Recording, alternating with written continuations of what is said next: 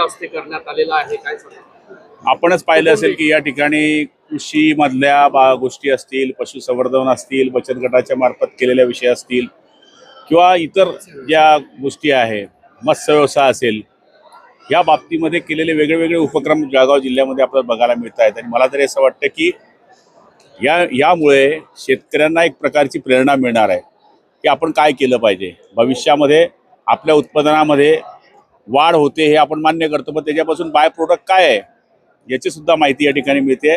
आणि मला तरी असं वाटतं की याच्यामुळे जळगाव जिल्ह्यामधल्या शेतकऱ्यामध्ये एक प्रकारे प्रेरणा मिळणार आहे. केंद्रीय बजेट सादर होत आहे, महाराष्ट्रासाठी काय अपेक्षा वाटते आपल्याला? हे बघा, केंद्रीय बजेट जरी मांडला जात असला तरी महाराष्ट्राला दरवेळेस आपल्या वाट्यावर चांगल्या पद्धतीचे या ठिकाणी मदत आपल्याला मिळाली, प्रोत्साहनपर असेल किंवा वेगळ्या वेगळ्या योजनांवर असेल. तर आम्हाला खात्री आहे की यावेळेस सुद्धा बजेटमध्ये महाराष्ट्राचा मोठा वाटा असेल. महाराष्ट्राला नव्या महिला उपमुख्यमंत्री भेटलेत, काय सांगाल?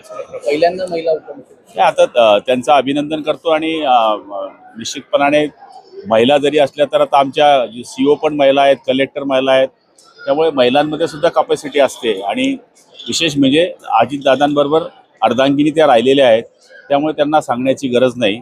एका माजी मंत्र्याच्या त्या भगिनी आहेत, त्यामुळे कुटुंबामध्ये राजकारण कसं करावं लागते, बाहेर राजकारण कसं करावं लागते, राज्य कसं चालवावं लागते हे त्यांनी जवळून पाहिलं आहे. त्यामुळे ते महाराष्ट्राकरता निश्चितपणाने चांगलं काम